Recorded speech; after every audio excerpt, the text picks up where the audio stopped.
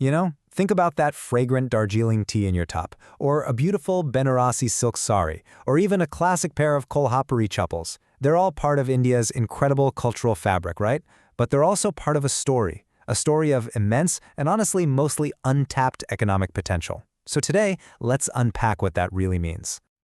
To get right to the heart of it, let's look at two famous products. On one side, you have Darjeeling tea. The name itself just screams quality. But it's a product that is absolutely plagued by counterfeits. And on the other side, Parma ham from Italy. It's a global brand, fiercely protected and controlled from top to bottom by its producers. So why is one this massive, tightly controlled success story, while the other struggles to protect its own name? That is the big question we're digging into. All right, here's how we're going to break it down. First, we'll look at the promise of what's called a geographical indication, or GI. Then we'll get into why the system in India is, failing to deliver. We'll take a look at the success story of Parma ham for some inspiration, and finally, we'll chart a course for how things could be fixed.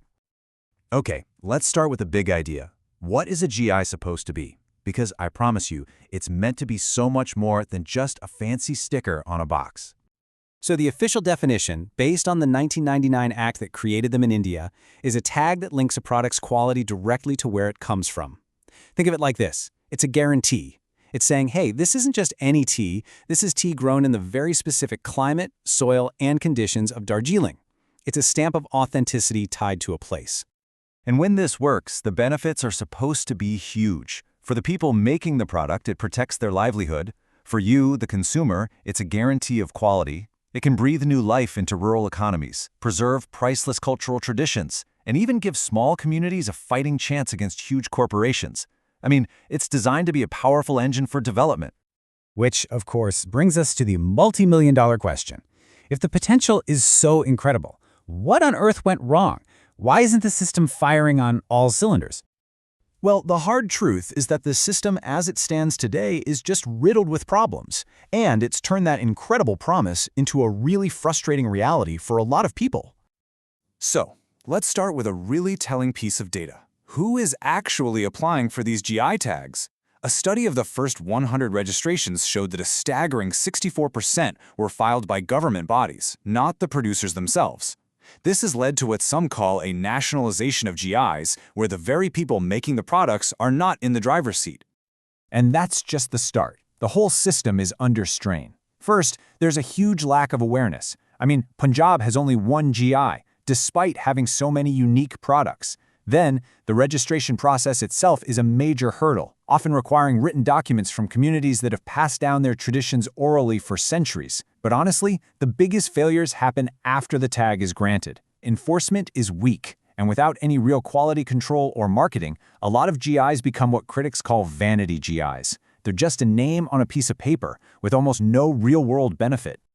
Okay, to really wrap your head around the enforcement problem, I want you to focus on just one number: 40 million kilograms. Just let that sink in. That's how much Darjeeling tea is sold around the world every single year. Now here's the kicker. The actual, authentic amount of Darjeeling tea produced each year, it's only about 9 million kilograms. Let me say that again. 40 million kilograms sold, 9 million made. That means over 30 million kilos of fake Darjeeling tea are flooding the market, just crushing the brand's value and robbing the real producers. And look, this isn't just some abstract economic problem. It has a real human cost. As the authors of our source material put it, these failures cause severe hardship to the local vendors whose livelihood is dependent on these products. It's completely undermining the entire point of the law, which was created to protect and empower these very communities. But, and this is a really important but, it does not have to be this way.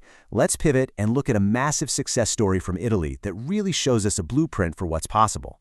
So the Parma ham story started way back in 1963, and the key thing here is that the producers themselves took matters into their own hands. They formed a consortium, they organized, they set their own high standards, and decades later they earned protected status. And today, it's a premium global brand managed, marketed, and protected by the very people who make the product.